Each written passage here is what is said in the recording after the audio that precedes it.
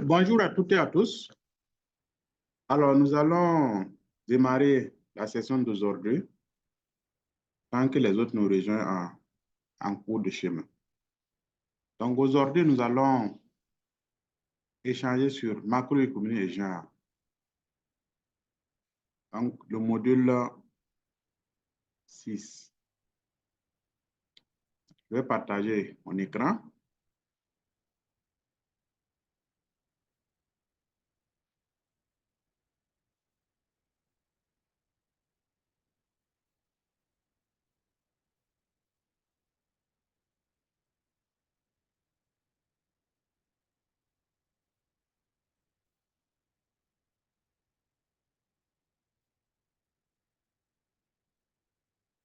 Alors, tout le monde voit mon écran?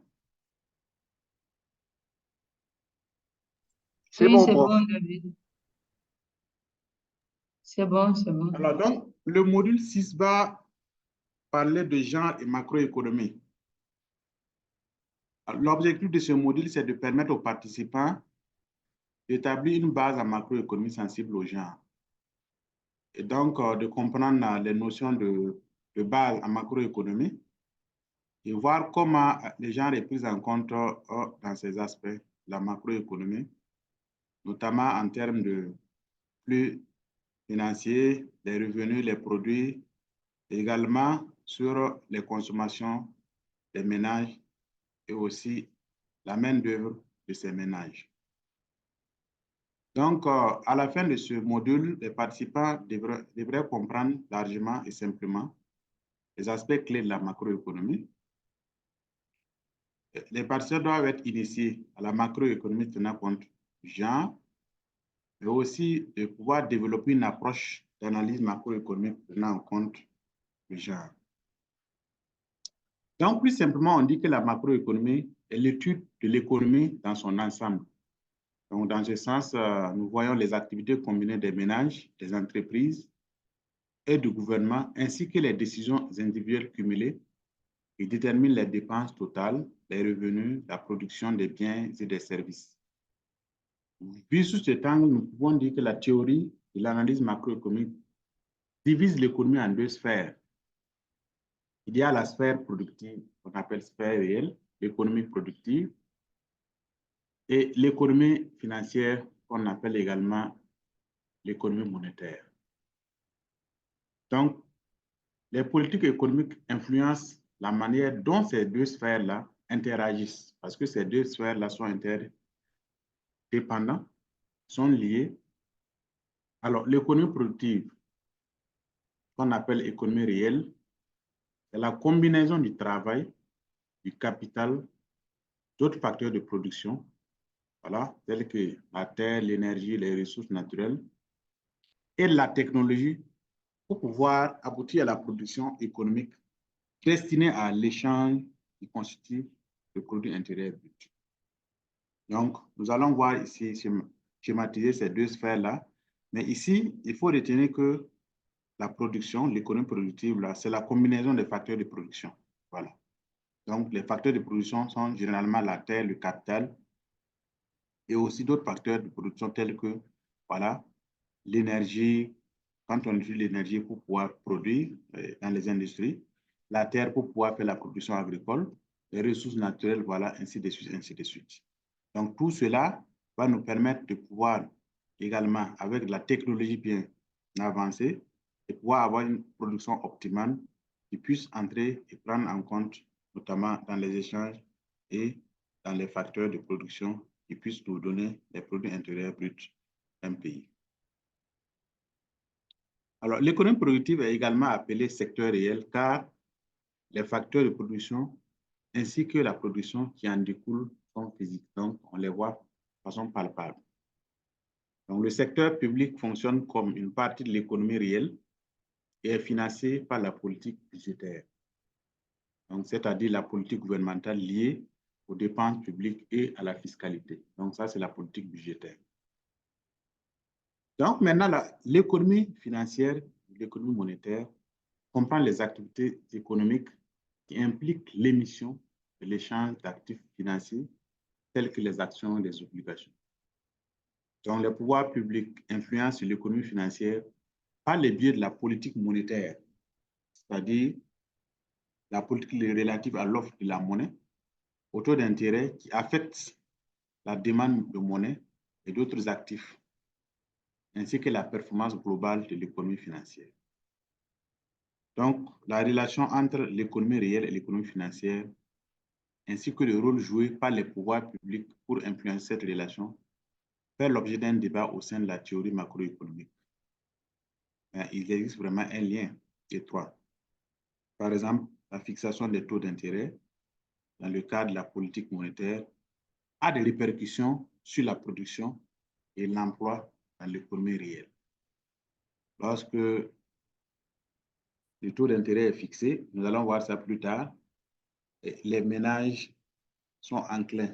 Lorsque le taux d'intérêt est bas, par exemple au niveau des banques, les individus peuvent aller, ou les entreprises peuvent aller facilement prêter l'argent pour pouvoir produire de la richesse, ainsi de suite. Mais lorsque le taux d'intérêt est élevé, ça aussi ça a un impact sur l'économie réelle. Alors, les cadres de comptabilité sociale. Donc, il est difficile d'additionner toutes les transactions de l'ensemble des ménages et des entreprises ainsi que du gouvernement. Il est donc nécessaire de classer les activités dans les catégories analytiques utiles et d'enregistrer les schémas des activités réalisées par les différentes unités économiques. Donc, nous allons voir le schéma plus tard. Donc, ce schéma, le modèle de flux financier que nous voyons ici, nous donne comment l'économie interagit avec, quand on prend les ménages ici, en bleu, donne la main-d'œuvre aux entreprises. Les entreprises, eux, ils utilisent la main-d'œuvre pour produire voilà, des biens et services.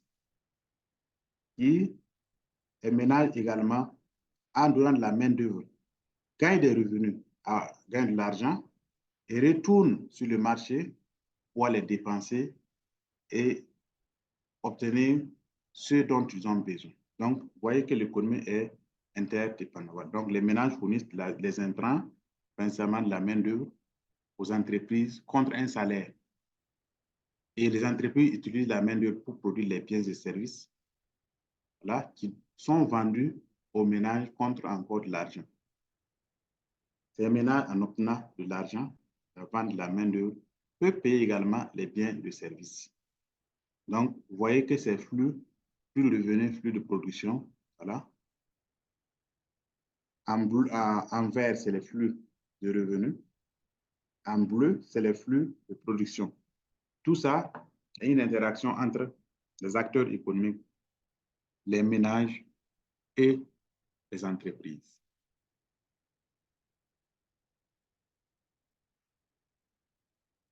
Alors, la politique de la demande. La politique de la demande modifie la structure des dépenses au sein d'une économie. Voilà. Donc, cette modification se fait de deux manières, soit en accroissant le taux d'absorption intérieure, c'est-à-dire en augmentant les dépenses publiques, et donc la dépense publique et privée.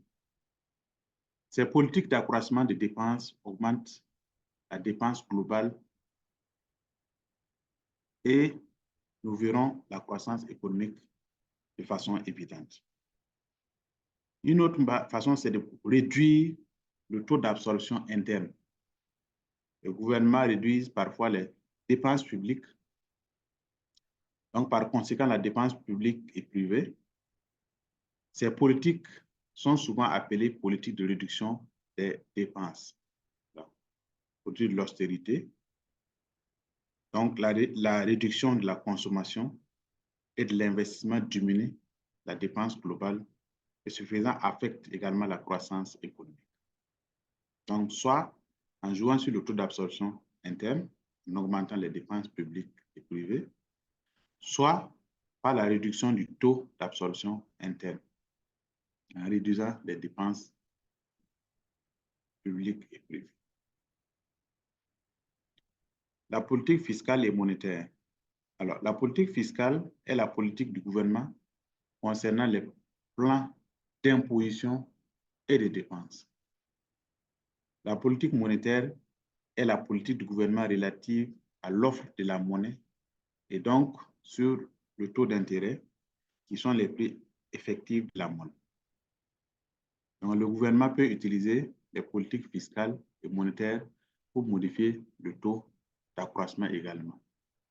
Donc, vous voyez sur le terrain, lorsqu'il y a des difficultés, on essaie de voir comment on peut augmenter l'assiette fiscale en essayant de voir peut-être faire le recensement des entreprises réellement sur le terrain parce qu'on se rend compte que peut-être il y a des entreprises qui sont là, mais qui évoluent de façon informelle, qui ne payent pas les impôts. Donc, il essaie de voir ça, ou bien en agissant sur la politique monétaire par le biais des taux d'intérêt. Donc, pour cela, pour augmenter le taux d'accroissement de la demande, lorsque les dépenses publiques augmentent, la demande publique de biens et de services du secteur privé aussi augmente. Lorsque les taxes gouvernementales diminuent, la demande des ménages et des entreprises augmente, évidemment, car ils payent moins, effectivement moins cher, donc les prix sont de niveaux plus élevés, les revenus, et les revenus sont disponibles, et les ménages sont enclins à dépenser leurs revenus sur le terrain. Lorsque les taux d'intérêt baissent, le niveau d'investissement des entreprises augmente car ils deviennent moins coûteux d'emprunt auprès de l'économie financière et la détention de monnaie par les ménages et les entreprises dans l'économie financière deviennent encore moins intéressants. Donc, ça, c'est la politique fiscale et monétaire. Donc, la politique de l'offre. Là, c'est la politique de l'offre modifie le mode de production des biens et des services au sein d'une économie pour augmenter soit la production intérieure des biens et services et réduire la demande de biens et de services étrangers. Voilà. Soit en reconfigurant la composition de l'absorption intérieure en s'éloignant des biens et services produits à l'extérieur et en se tournant vers les biens et services locaux. Donc, tout ça, c'est la politique de l'offre. Mais il faudra travailler à avoir un tissu économique vraiment viable, comme on l'a vu dans le module passé.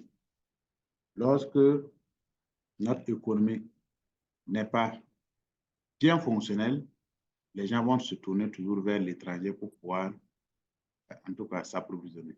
Mais lorsque l'offre, on a une politique de l'offre bien réalisante qui permettent non seulement aux ménages et aux entreprises de pouvoir consommer localement, cela va de soi que ça va encourager en tout cas une consommation, une production intérieure et une consommation locale et en même temps, ça va développer l'économie interne.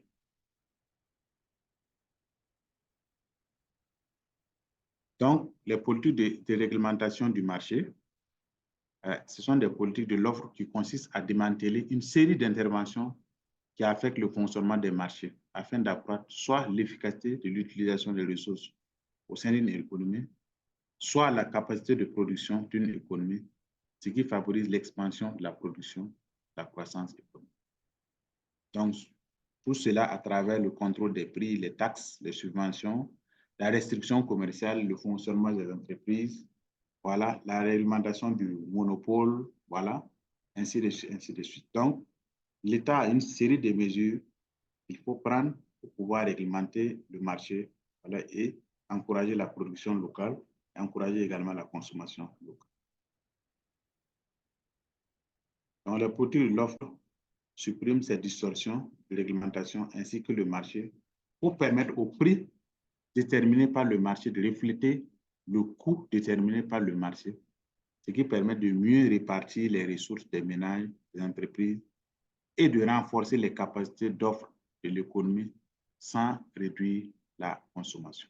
Donc, lorsque tout est réglementé sur le marché, ça a un effet, évidemment, sur les ménages et les entreprises et ça facilite réellement et modifie, ça facilite véritablement la production et ça facilite également la consommation des biens et services produits de façon locale et ça encourage en même temps les acteurs économiques et du coup, ça joue sur la productivité et le PIB des pays. Donc, comme on l'avait vu aussi dans le module 1 et 4, le travail de soins non rémunérés a un impact sur l'économie, notamment sur la macroéconomie. Nous avons vu que la macroéconomie, c'est l'interaction entre les acteurs économiques, voilà, et il y a la production des biens et services, voilà. Les ménages doivent fournir la main-d'œuvre aux entreprises qui doivent produire des biens et services, mais évidemment, il faut se dire que lorsqu'il n'y a pas de travaux de soins non rémunérés dans les ménages, on ne peut pas avoir la main-d'œuvre active, on ne peut pas avoir la main-d'œuvre vraiment productive sur le terrain. Donc, les ménages ne se contentent pas de dépenser leurs revenus sur ce qui est produit. Sans le travail de soins non rémunérés, ne pourront pas être consommés et la production des ventes et des biens et services par les entreprises ne pourrait pas avoir lieu, comme on l'a dit, car cette production dépend des ménages qui utilisent le travail de soins non revenus pour produire une main-d'œuvre capable de donner vraiment une productivité élevée pour les entreprises.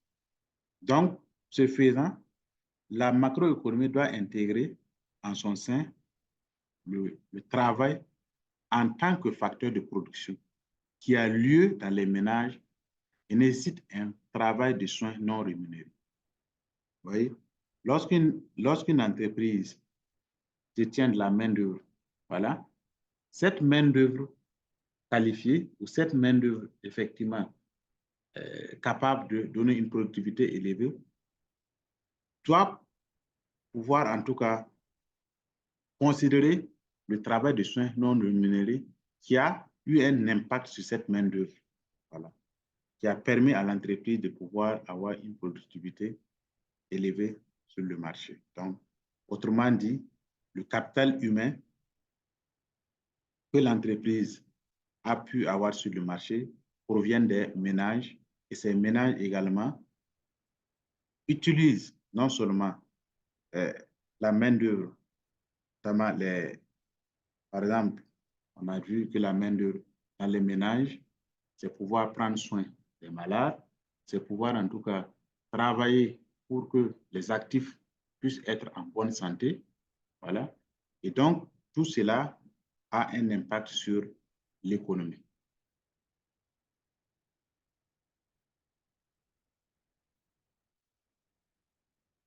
Et donc, la politique budgétaire et son évolution. La politique fiscale fait référence à la manière dont les dépenses publiques, la fiscalité, l'aide et la dette, le budget de l'État influencent l'économie dans son ensemble. Donc, l'État étant considéré comme un obstacle, l'efficacité du secteur privé, l'emploi dans le secteur privé a été réduit par la privatisation de certains services. Voilà. Vous voyez que lorsque nous avons vu dans le cours passé, nous avons parlé du PAS, nous avons parlé du programme de réduction de la pauvreté, où à un certain moment, on a vu que l'État ne jouait pas un rôle efficace. Donc, il fallait privatiser, voilà, pour pouvoir avoir une économie forte, pour pouvoir avoir une économie capable de pouvoir produire des biens et services et pouvoir réguler sur le marché. Et donc, la politique budgétaire a évidemment évolué et au fur et à mesure a abouti à un certain niveau de déséquilibre macroéconomique où il fallait prendre en compte non seulement l'efficacité du gouvernement, mais aussi l'efficacité du secteur privé. Au terme, vous voyez que dans une économie, la plupart du temps, c'est le secteur privé qui est pourvoyeur d'emplois. C'est le secteur privé qui arrive à produire de la richesse.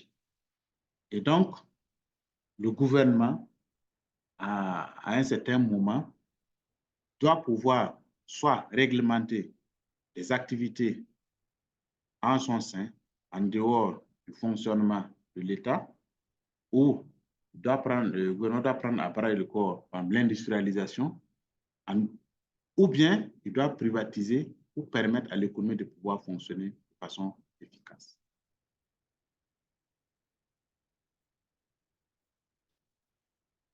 Mais on ne peut pas supposer que les modèles de dépenses gouvernementales qui tentent d'atteindre l'équilibre fiscal ont les mêmes effets sur les femmes et les hommes. Donc, comme on l'a dit, lorsque l'économie fonctionne, l'économie non seulement utilise la main-d'œuvre qualifiée, voilà, les hommes et les femmes, mais aussi au niveau du marché du travail, l'emploi doit pouvoir en tout cas prendre en compte les besoins des hommes et des femmes. Lorsqu'il y a privatisation, vous allez vous rendre compte que le secteur privé maximise sa productivité et donc va tenir compte de certains facteurs. Il y en a peut-être pour une femme qui doit peut-être aller en congé pour 3 mois, ainsi de suite, l'entreprise va préférer prendre un homme que prendre une femme. Donc, il y a donc des effets sur la productivité lorsque l'entreprise est en face de la main-d'œuvre qu'il doit faire. Et les compressions dans les services publics aussi exercent une pression sur le travail des soins non rémunérés. L'emploi de la fonction publique et les programmes de travail contre rémunération constituent une source d'emploi formel pour les femmes. Enfin, les dépenses d'infrastructure peuvent avoir des effets à la fois bénéfiques et différenciés sur les hommes et les femmes. Donc, que ce soit le secteur privé, que ce soit le secteur public, les activités ont un impact différencié sur les hommes et sur les femmes. Je vais prendre l'exemple de la construction d'une route. Voilà. La construction d'une route doit pouvoir prendre en compte une étude d'impact ou d'effet sur comment cette route va pouvoir impacter les hommes et les femmes. Parce que, en général, pour une route, aux abords de route, il y a des femmes qui sont installées pour faire des activités génératrices de revenus.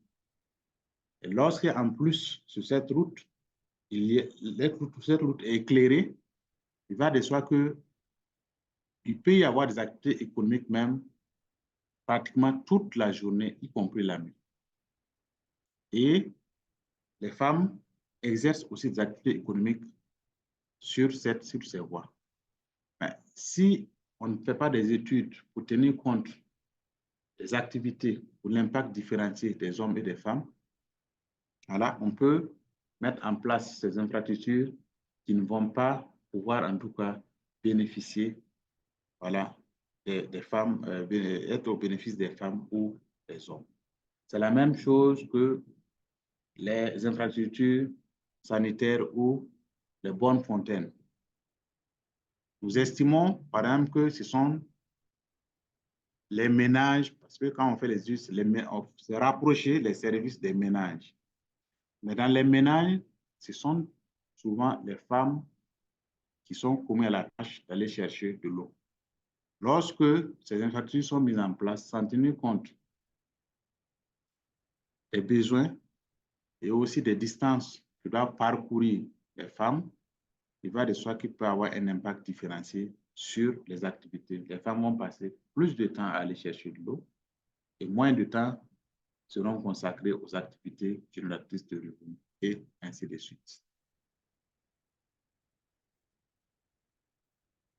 Donc, les questions d'austérité budgétaire, comme on l'a vu, c'est l'un des produits du PAS et de la stratégie de réduction de la pauvreté. Donc, il s'agit de réduire les dépenses publiques pour qu'elles correspondent aux recettes fiscales en augmentant les impôts. Donc, l'austérité budgétaire permet de maintenir les dépenses publiques à un faible niveau afin de ne pas évincer les investissements du secteur privé, la consommation publique, faire grimper les intérêts, ce qui décourage les emprunts. Donc, en général, quand vous prenez le fonctionnement de l'État, à un certain moment, je pense que l'UEMOA avait attiré l'attention de certains États sur la masse salariale. Lorsque nous collectons les impôts, on élargit l'assiette fiscale, mais beaucoup de dépenses sont dirigées sur les salaires des fonctionnaires.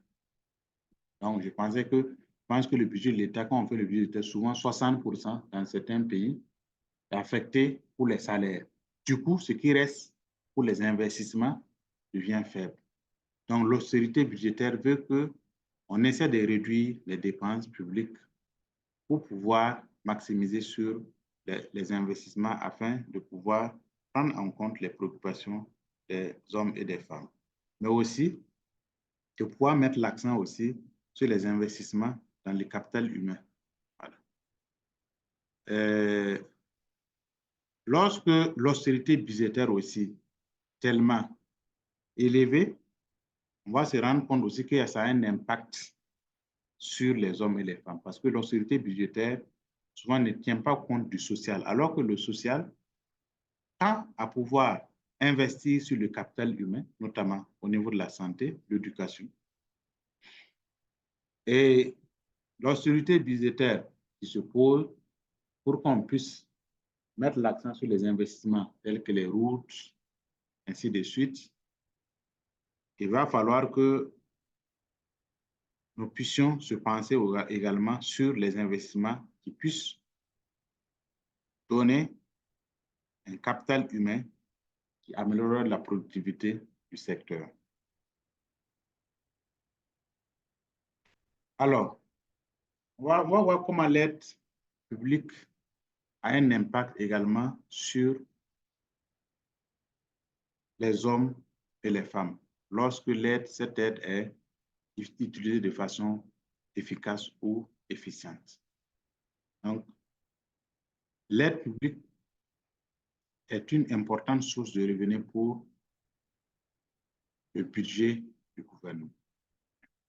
Donc, au Rwanda, par exemple, l'aide publique a contribué à près de la moitié du budget national au fil de plusieurs années, à cause, évidemment, des génocides rwandais qui s'est effectué dans les années 90.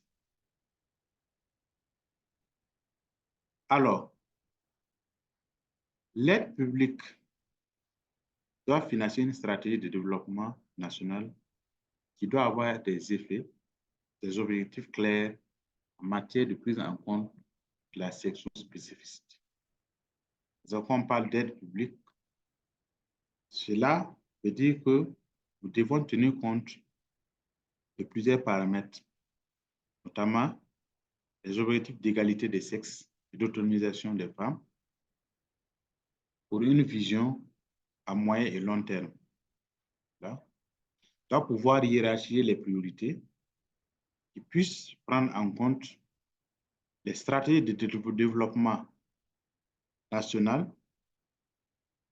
qui incluent l'autonomisation des femmes, également l'égalité des sexes en prenant en compte les besoins pratiques et les intérêts stratégiques. Ça doit également avoir un lien stratégique avec le budget, notamment l'affectation des ressources et des dépenses pour pouvoir impacter dans tous les secteurs la prise en compte du genre et l'autonomisation de la femme. Également, il doit y avoir une perspective d'égalité entre les hommes et les femmes dans la façon dont on gère les finances publiques, à travers la budgétisation sensible au genre, qu'on va voir plus tard dans un autre module. Aussi, les données ventilées par secteur doivent être utilisées pour gérer les résultats en matière de genre. On l'a vu dans le module 3, genre, indice et données, qu'il est important de recueillir les données pour pouvoir faire le suivi et l'évaluation dans le cadre de la mise en œuvre des stratégies nationales genre. Et donc, en principe, de façon systématique, les données doivent être ventilées par sexe dans tous les secteurs d'activité et aussi pour que nous puissions collecter les informations, les traiter, les analyser, les diffuser pour voir quel est l'impact de l'aide sur les hommes, sur les femmes. Alors, venons-en. Qu'est-ce que la politique monétaire? Nous avons vu plus haut la politique monétaire est la politique publique menée par l'autorité monétaire. Elle a souvent vocation à assurer la stabilité des prix, le plein emploi ou encore la stabilité du taux de change. Alors, la politique monétaire est menée par les banques centrales en général, qui sont souvent les organismes statutaires indépendants. Donc, ils utilisent plusieurs instruments. Les instruments de la politique monétaire comprennent la masse monétaire, l'offre de crédit et les taux d'intérêt à travers les interventions sur les marchés monétaires et financiers. Donc, les banques centrales mènent la politique monétaire en ciblant le taux de croissance de la masse monétaire pour tenter d'atteindre un objectif d'inflation, pour pouvoir en tout cas réguler l'inflation. Donc, la politique monétaire est donc un outil de gestion de la demande qui influe sur le taux d'inflation. Un contrôle plus strict de la masse monétaire réduit la capacité des ménages et des entreprises à exprimer la demande dans l'économie, ce qui entraîne une réduction de la consommation, de l'investissement et donc du taux d'absorption interne. Donc, ce qui devrait théoriquement contribuer à réduire l'inflation. Alors, le genre et politique monétaire. Donc, la politique monétaire interagit avec les structures et les institutions et a un impact également différencié sur les hommes et les femmes. Donc, l'impact d'une politique monétaire restrictive se fera sentir au niveau des ménages, donc en prenant en compte également les travaux de soins non rémunérés, au niveau des marchés, en tenant compte de l'emploi rémunéré et des marchés du crédit et de la finance. Donc, si l'impact sur les femmes est ignoré, sous-évalué, la politique monétaire semblerait plus bénéfique qu'elle ne l'est en réalité. Alors, cette politique monétaire peut induire trois grands biais de genre dans la politique monétaire à travers l'emploi, les activités informelles et les ménages. À travers l'emploi, une politique monétaire restrictive affecte davantage l'emploi des femmes que celui des hommes. Également, l'appréciation du taux de change réel peut affecter les secteurs d'exportation et l'emploi des femmes dans certains secteurs. Pour les actifs informels, nous savons le plus souvent que les femmes sont dans des activités informelles et aussi sont dans l'activité agricole et non agricole.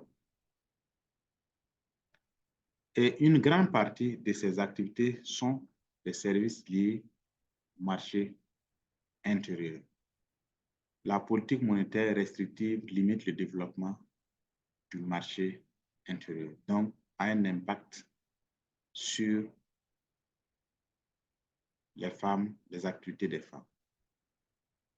Et au niveau des ménages, la politique qui comprime la ressource financière des ménages peut accroître la demande de travail non rémunéré, cette demande est forcément exécutée en général par les femmes. Aussi, l'inflation a un impact sur le genre. L'efficacité de la politique monétaire dans le contrôle de l'inflation à des niveaux socialement acceptables dépend de son origine. Donc, choc du côté de l'offre ou de la demande. Donc, si la politique monétaire comprime la demande intérieure, soit en créant des taux d'inflation élevés, soit en créant une faible inflation, les effets peuvent inclure une pression accrue pour recourir au travail de soins, au travail non rémunéré, puisque les revenus des ménages sont mis à mal, une réduction de la consommation qui peut affecter différemment les hommes et les femmes, une participation accrue des femmes à l'emploi rémunéré pour compenser partiellement les impacts de la réduction des revenus sans diminuer la quantité de travail non rémunéré.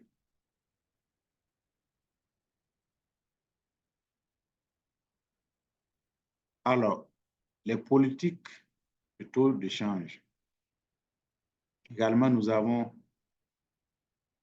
il existe 3 régimes de taux de change génériques à la disposition des pays. Il y a le taux de change flottant, le taux de change fixe et le taux de change dirigé. Donc, le taux de change flottant sont largement déterminés par le marché car la Banque centrale n'intervient pas sur les marchés des changes. En théorie, le taux de change d'une monnaie est déterminé par l'interaction de l'offre et de la demande de cette monnaie comme tout autre marché. Donc, le taux de change, c'est lorsqu'on a une demande de l'offre, ça qui détermine le taux de change.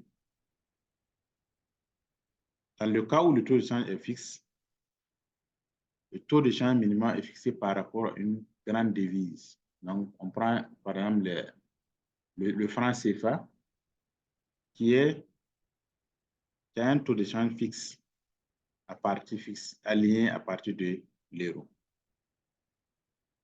Donc, le taux de change dirigé sont une combinaison de taux de change déterminés par le marché et une intervention occasionnelle de la Banque centrale. Les taux de change dirigés sont souvent rattachés à une grande monnaie internationale comme l'euro ou le dollar. Donc, il faut dire que ces taux de change également ont évidemment un impact sur le genre. Lorsque nous savons que les importations des produits ou les exportations de ces produits, lorsque le taux de change est tellement flottant, dans certains pays, nous n'arrivons pas à mesurer écouler nos activités parce que nos produits, parce que les taux de change sont trop fluctuants. Et aussi pour importer certaines matières premières, il y a des difficultés. Donc, du coup, les activités des femmes, il existe des activités économiques informelles et n'arrivent pas à exporter ces produits parce que les taux de change sont tellement fluctuants et on ne maîtrise pas l'économie. Donc, voici un peu résumé ce que nous voulons vous faire découvrir sur la macroéconomie et le genre. Donc, le document complet existe sur la plateforme. Vous pouvez relire, également voir sur certains documents bibliographiques dans la bibliothèque de la plateforme pour pouvoir approfondir notre réflexion sur la macroéconomie sensible au genre. Donc, c'est de voir comment nous allons pouvoir maîtriser ces notions de base et voir comment nous prenons en compte le genre en traitant de ces questions de macroéconomie, telles que la consommation des biens et services, également le taux d'échange, mais aussi les interactions sur le marché, comment nous pouvons prendre en compte les besoins des hommes et des femmes, comment nous pouvons également construire des économies structurelles en prenant en compte les besoins, les intérêts stratégiques des hommes et des femmes, pour faire la macroéconomie qui puisse donner en tout cas de la valeur sur le marché, mais aussi construire nos PIB qui prennent en compte le genre. La dernière fois, nous avons vu qu'il y a des PIB qui s'améliorent au fil du temps dans les différents pays. Mais lorsque nous rentrons dans ces PIB, nous constatons non seulement que le taux de pauvreté est toujours là, l'assiette de la ménagère n'est pas totalement améliorée, mais aussi un impact différencié sur les hommes et les femmes. Donc, c'est un peu ça que nous voulons échanger aujourd'hui. Nous restons à votre écoute pour les différentes questions, les contributions, et aussi comment nous pouvons par la suite prendre en compte certaines préoccupations dans ce que nous faisons quotidiennement à travers nos activités dans les secteurs d'activité. Merci beaucoup. Je reste à votre écoute pour les questions. Merci David pour la présentation. Donc, Binta, vous avez la parole.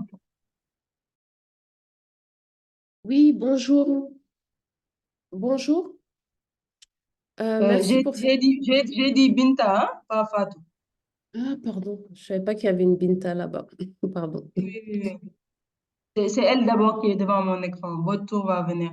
Binta, vous entendez? Bon, Fatou, allez-y alors, comme elle ne répond pas. Ok. Donc, merci pour cette présentation très intéressante. Moi, j'avais quelques questions de précision au docteur. Par exemple, quand vous parlez de l'aide là, publique, de quelle aide publique vous parlez clairement?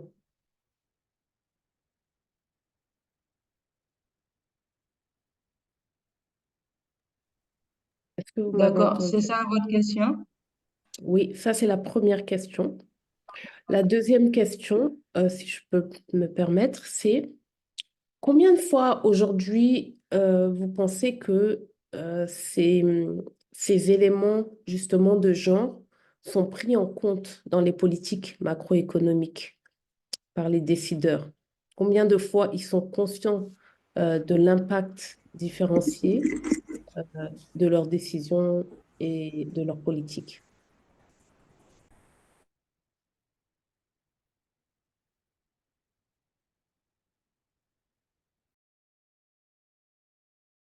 D'accord, vous avez fini? Oui, Allô, j'ai Fatou? merci. C'est Oui, bon? oui, j'ai fini. D'accord. J'ai Il fini, merci. va prendre quelques questions avant de répondre. D'accord, c'est bon, merci. Zainabou, bonjour.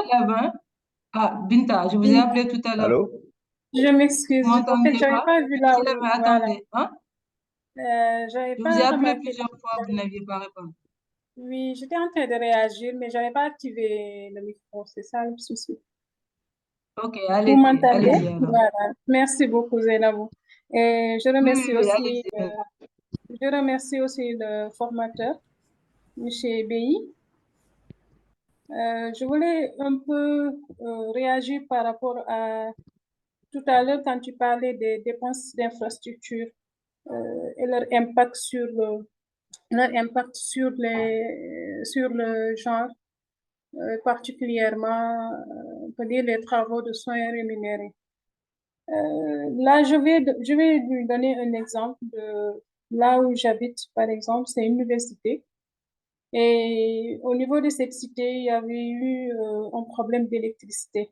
Donc, pendant un bon moment, on n'avait pas eu d'électricité. On était en train d'utiliser le solaire. Et l'énergie solaire, il nous arrivait quand il n'y a pas le soleil, ou bien qu'il pleut, qu'on n'ait pas l'électricité. Donc, du coup, physiquement, je voyais comment ça pouvait atteindre par exemple, la femme à la maison, parce que vous êtes obligé tout le temps de jongler entre le réfrigérateur, le congélateur, ou bien de diminuer certains matériels, la consommation sur certains matériels. Donc, du coup, physiquement, ça peut atteindre la productivité au niveau ça peut atteindre la productivité au niveau de l'entreprise. Parce que si la personne est atteinte au service aussi, vous ne pouvez pas être productif. Donc, c'était juste un exemple que je voulais lui donner.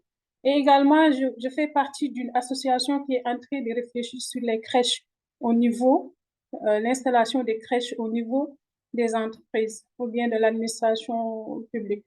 Donc, je ne sais pas, lui, ce qu'il en pense par rapport à son impact sur l'activité économique et sur la productivité et de façon générale sur la croissance économique. Donc, c'est bon? Voilà, merci. Maintenant, de l'autre côté D'accord. aussi, en fait, il me reste juste Oh, ok, d'accord. voilà, une intervention par rapport à l'autoroute à péage qui est installée au Sénégal. J'ai une fois été dans un cadre de réflexion sur un plan de développement au niveau d'une commune, par exemple, qui a été très affectée par l'installation de l'autoroute à péage. Du coup, toutes les femmes qui étaient en train de vendre sur cette route nationale qui est ancienne avaient un moment vu leur chiffre d'affaires baisser drastiquement. Donc, faudrait pas mieux que pour nos gouvernants de réfléchir un peu sur une alternative par rapport à ces femmes, parce que ça impacte sur quand même leur niveau de vie, leur bien-être. Je vous remercie. Merci Zainabou. D'accord, merci. Bitemoko, allez-y.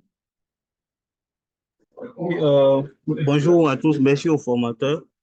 J'ai une contribution et puis une question. La contribution, c'est au niveau de le rôle économique des routes. Voilà, en fait, c'est une question que moi j'aime aborder souvent ici en Côte d'Ivoire. On construit des routes qui relient juste deux villes, sans toutefois prendre en compte les besoins des localités. C'est vrai qu'il y a des récentes routes, notamment celle qui lie Yamoussoukro à Bouaké. Il y a le volet économique qui a été pris en compte avec l'installation des aires de stationnement, où il y a des femmes qui vendent des produits, où les gens peuvent stationner le temps de se reposer un peu. Donc, ça donne un caractère économique à la route. Donc, ça, c'était juste une contribution. Maintenant, la question, c'est au niveau de la stratégie.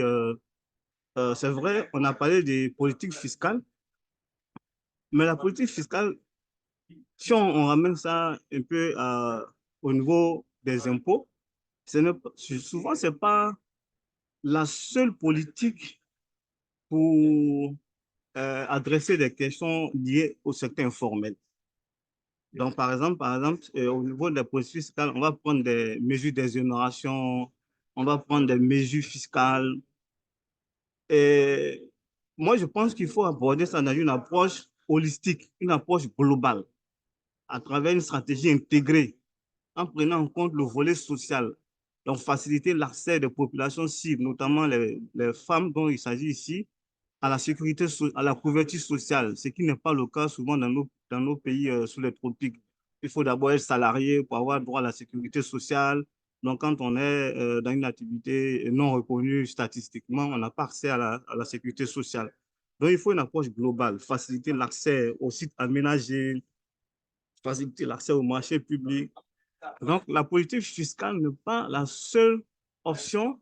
Il faut une approche intégrée, comme par exemple prévu par la recommandation 204 du BIT, qui fait une approche intégrée en matière de formalisation des unités de production informelle.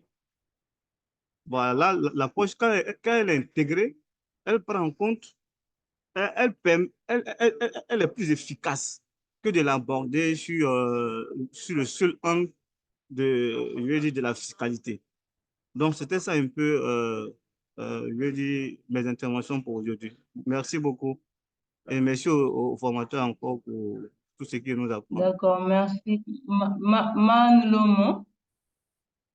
Man Lomo. Oui, oui, oui. Oui, Zéna. Bonjour.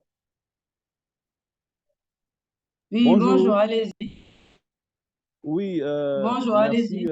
Oui, oui, merci de me passer la parole et je salue d'abord la qualité des interventions de M. Beyi et vraiment tous les efforts que vous faites pour que, malgré tous les couacs qu'on a pu relever, que la formation continue des plus belles.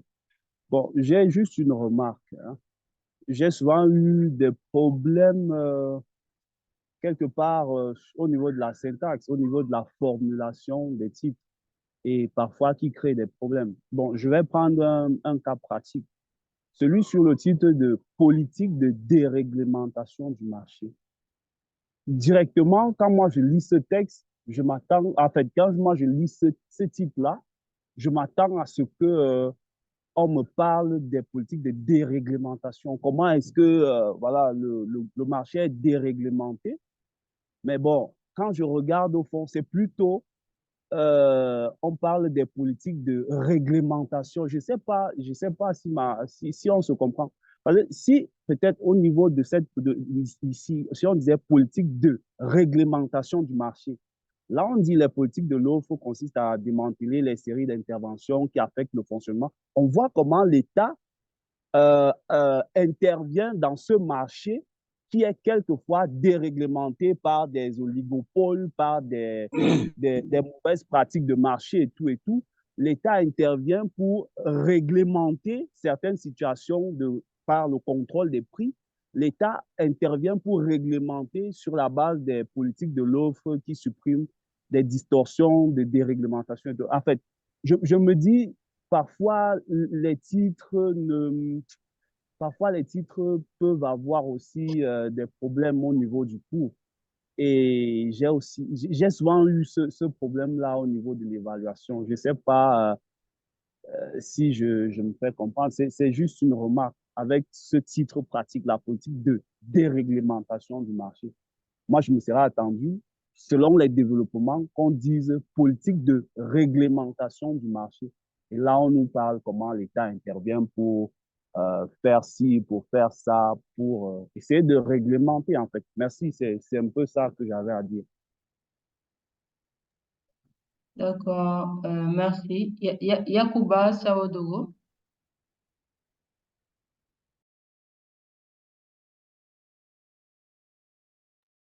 Yacouba, vous m'entendez? Ok, nous, allez-y. Nous. Oui, bonsoir, vous m'entendez? Oui, c'est bon, allez-y. Ok, bon, merci pour la parole donnée. Ma question consistait à ce que quand on parle de politique économique mondiale, étant donné que à l'échelle mondiale, c'est beaucoup plus les experts, les grands experts qui consultent cela, comment est-ce qu'au niveau local, nous autres qui sommes un peu édifiés sur ces enjeux-là, pourrions-nous conjecturer cela afin qu'on puisse édifier la communauté sur la variabilité des échanges? Par exemple, comment est-ce qu'on peut en tirer les conséquences lorsque le marché est peut-être, il y a une hausse ou bien inflation? Comment est-ce qu'on peut amener à ce que notre communauté soit avertie et qu'il puisse prendre des engagements en ce sens pour éviter un choc énorme? Et une autre remarque que je fais, si nous partons uniquement dans le sens de l'économie ou du matérialisme, ne pourrions-nous pas par hasard perdre certaines de nos valeurs qui ne sont pas matérielles? Par exemple, si au niveau des foyers, nous visons seulement l'aspect matériel, économique et autres, est-ce que nous ne pourrions pas, par exemple, perdre certaines de nos valeurs d'entraide et autres sur le plan social? Merci beaucoup. Allô? D'accord, merci, Nourou. David, tu veux répondre? Oui, Ou on prend deux? merci Ok. Zéna. Alors, merci à tout le monde pour vos interventions, vos contributions. Bon, pour celui qui a parlé de la politique de déréglementation, vous pouvez aller regarder un peu la définition. Hein. C'est une politique qui considère en effet que tout ce qui contribue à restreindre le libre-échange et la liberté des acteurs économiques. Voilà, en fait, c'est une politique qui permet la réduction des coûts des exportations, permettant davantage aux entreprises d'entrer sur le marché et à baisser les coûts. C'est-à-dire que l'État intervient en ce moment pour réglementer. Mais on appelle ça politique de déréglementation. Vous pouvez aller regarder, vous pouvez aller taper sur Google, vous pouvez aller faire des recherches. Vous allez voir plus, en tout cas, de définition par rapport à cette notion-là. C'est une notion consacrée. Alors, celui effectivement qui a parlé de, il faut vraiment mettre l'accent de façon holistique en ne mettant pas focus seulement sur les mesures fiscales, parce que la mesure fiscale, généralement, quand on fait, l'État décide d'augmenter l'assiette fiscale, c'est pour pouvoir avoir un peu, en tout cas, de la richesse, de l'argent pour injecter dans l'économie. Mais malheureusement, lorsque nous collectons les impôts, effectivement, il ne faut pas occulter le volet social, notamment pour le bien-être social des individus. Voilà. Mais, en général, lorsque nous faisons l'évaluation, on se rend compte que, bien que le contribuable contribue à pouvoir augmenter l'assiette fiscale, on se rend compte que l'utilisation de ces ressources n'est pas de façon efficace. Donc, d'où la nécessité, effectivement, de dire que la fiscalité, elle seule, ne suffit pas de pouvoir contribuer au bien-être de la population. Il faut pouvoir, de façon holistique, comme vous l'avez si bien dit, non seulement mener d'autres politiques internes, politiques économiques et sociales, pour pouvoir embrasser avec la fiscalité et d'autres politiques pour prendre en compte efficacement le bien-être des populations et partant de là, la prise en compte des besoins des hommes et des femmes à la mise en œuvre des politiques publiques. Oui, effectivement, oui, le volet social dans la mise en œuvre de nos politiques, très important, quelqu'un l'a dit la dernière fois, le genre n'est pas seulement que social, mais une grande partie de l'impact social permet en réalité de pouvoir prendre en compte les besoins réels des populations. Et lorsque vous n'avez pas ce bien-être-là, vous ne pouvez pas aller sur le marché du travail. Voilà. Et lorsque les femmes sont là et qu'il n'y a pas véritablement des infrastructures dédiées pour prendre en charge les petits-enfants à bas âge, pour les permettre de mener des activités, soit économiques et pour aller même au travail, que ce soit au niveau du secteur public ou privé, il va de soi que ça va jouer sur la productivité et du coup, ça va impacter sur nos économies. Les grands acteurs macroéconomiques, comme on le sait, dans tout pays, lorsque nous voulons mettre en place l'économie d'une année, il y a ce qu'on appelle le cadrage macroéconomique. Le cadrage macroéconomique réunit pratiquement tous les secteurs vraiment qu'on pense productifs, pour voir comment leurs contributions pourront améliorer la productivité en regardant les grandes tendances, voilà, telles que l'inflation, telles que le taux de chômage, telles que comment contribuer à accroître le PIB, ainsi de suite. Mais on regarde les grands secteurs. En général, on considère les secteurs productifs. Mais souvent, on occulte le secteur qu'on appelle un griffe non productif, tel que le social, alors que nous avons vu que sans ce secteur social-là, le secteur dont nous considérons comme productif ne peut pas être productif. Si nous n'avons pas de la main-d'œuvre qualifiée, le secteur social, l'éducation, il faut pouvoir former bien les gens. Il faut que les gens soient en bonne santé. Il faut que les gens mangent bien. Lorsque ce secteur social, considéré comme social, n'est pas bien pris en compte dans nos politiques publiques, ça va avoir un impact réel sur la productivité et donc l'économie, la macroéconomie de façon générale. Donc, quand on parle de l'aide publique au développement, en général, nous recevons des dons et des prêts venant de certains pays développés qui veulent nous aider dans notre développement. Voilà. Ce n'est pas seulement des dons, mais il y a aussi des prêts. Ce sont ces aides publiques dont on parle, qui ne sont pas souvent utilisées de façon efficace dans sa mise en œuvre, parce que pour pouvoir bénéficier souvent de l'aide, il faut présenter une politique économique et sociale qui puisse répondre à certaines normes, voilà, qui permettent d'avoir les financements.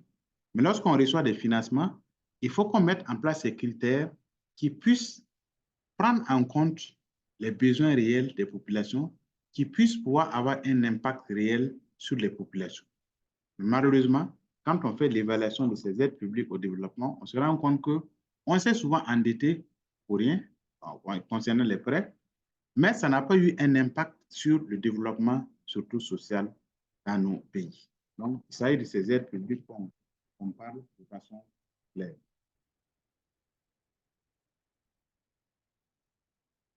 Oui, je suis d'accord avec vous parce qu'il faut pouvoir avoir, en tout cas, ce qu'on a de la volonté politique, mais aussi les acteurs eux-mêmes doivent pouvoir prendre en compte, doivent pouvoir avoir conscience de la prise en compte réelle du genre dans notre économie. Quel est l'impact même de la prise en compte du genre dans notre économie? Et donc, si nous n'avons pas conscience de cela, bon, il y a certains même qui ne comprennent pas déjà ce que c'est que le genre.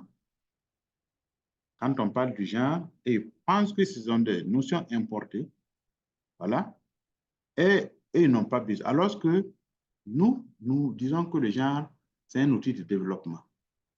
En ce sens que tout ce que nous faisons pour la population doit pouvoir avoir un impact sur les catégories socio-professionnelles, sur les couches sociales, notamment les hommes, les femmes, et à l'intérieur de l'analyse poussée sur les personnes pauvres, les personnes vivant avec un handicap, ainsi de suite, ainsi de suite. Mais lorsque nous n'arrivons pas à cerner cette question comme une question de développement, il va de soi qu'on va mettre l'accent simplement sur comment se développer de façon globale, voilà, et du coup, ça n'aura pas un impact réel sur le bien-être des populations. Quelqu'un l'a dit, la construction des routes.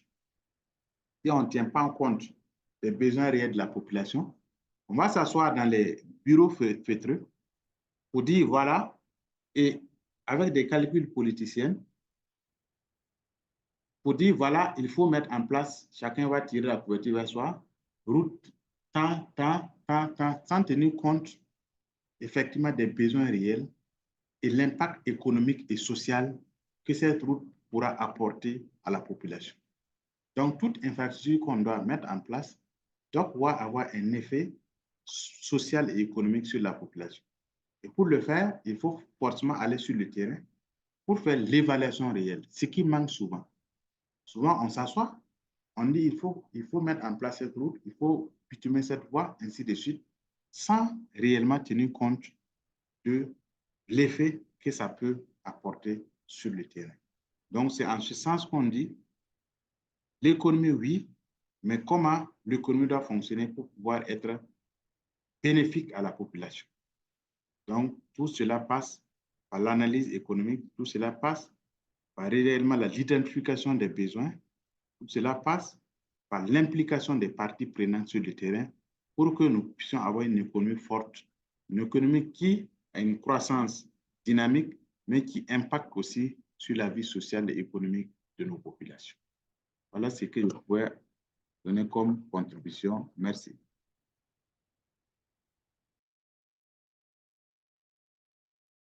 Ok, merci David pour ces réponses. Donc, on a Bamogo Yambasia. Bamogo, Oui, vous bonsoir. m'entendez? Oui, bonsoir. Bonsoir. Oui, oui, allez-y, bonsoir. Oui. Voilà, ok, merci bien. Ça fait depuis un bout de temps que je suis avec intérêt vraiment la formation que nous recevons. J'avoue que en tant qu'acteur de l'éducation, je pense que les changements les plus fondamentaux ne peuvent venir que de la base. Et je vois que l'éducation en tant que creuset, le socle de tout développement, ça va vraiment beaucoup m'aider et orienter toutes les actions que je porterai dorénavant devant les différents acteurs en tant qu'encadreur pédagogique. Alors, moi, je voulais, au-delà de cette appréciation, qu'on m'éclaircisse un peu sur les différences des devises que nous constatons entre les pays développés et nos pays-là. Alors, c'est sur quelle base cela se fait?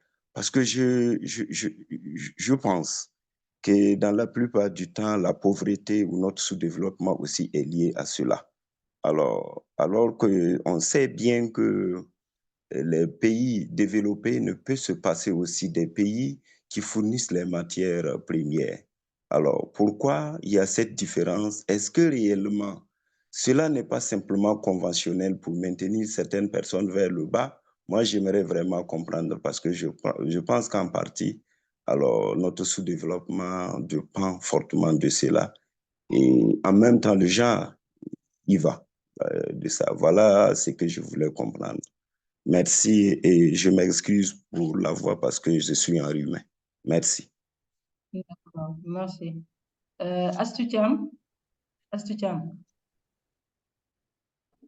Merci Zainab. Bonjour à tout le monde et merci Monsieur David pour la présentation qui est très pertinente. Moi, je voudrais apporter une contribution sur un point que je trouve très important. C'est par rapport à la visibilité du travail de soins non rémunérés. Je pense aujourd'hui qu'en Afrique, nos gouvernements pourraient collaborer avec des instituts nationaux de statistiques pour essayer de mesurer et surtout d'inclure la valeur du travail de soins non rémunérés dans le calcul du PIB. Parce que, à mon avis, c'est un aspect de l'économie qui a une grosse contribution.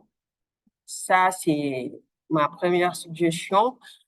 En deux, je pense que ce serait aussi utile d'organiser des campagnes de sensibilisation et de faire des formations communautaires allant dans le sens de changer les mentalités, mais également de promouvoir une répartition plus équitable des responsabilités de soins au sein des ménages.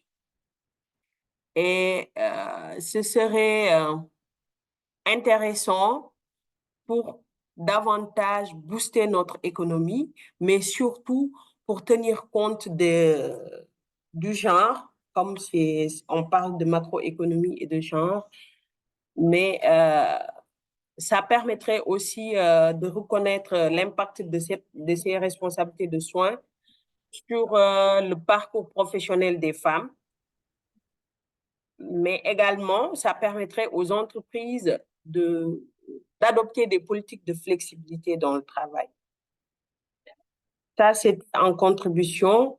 Et j'avais une question par rapport à toujours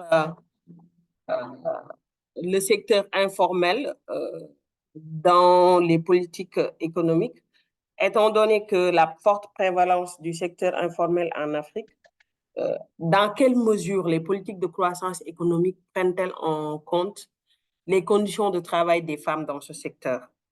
Si je prends l'exemple du Sénégal ou de l'Afrique de l'Ouest en général, on se rend compte que dans le secteur informel, il y a beaucoup de femmes qui font vraiment un travail colossal, un travail très, très, très important qui impacte le PIB d'une façon ou d'une autre, même si ce n'est pas tenu en compte comme ça devrait.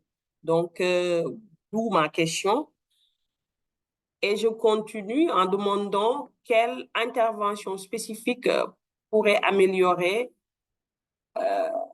l'accès aux emplois formels. Merci. Merci Astou Thiam. Yvonne? Yvonne? Oui, Oui, allez-y, Yvonne. merci, merci. Bonsoir, Madame Zeina. Bonsoir, docteur, pour la brillante présentation. Donc, moi, à mon niveau, je voulais juste des compréhensions sur, précisément au niveau des politiques d'aide. J'aimerais savoir si les OSC, les organisations de la société civile, bénéficient aussi de l'aide publique, si c'est possible que ces OSC-là puissent bénéficier de l'aide publique. Et si cette aide-là tient compte des besoins spécifiques des hommes et des femmes dans ce processus de financement. C'était ma question. Merci beaucoup. D'accord, merci Yvonne. Armand? Armand?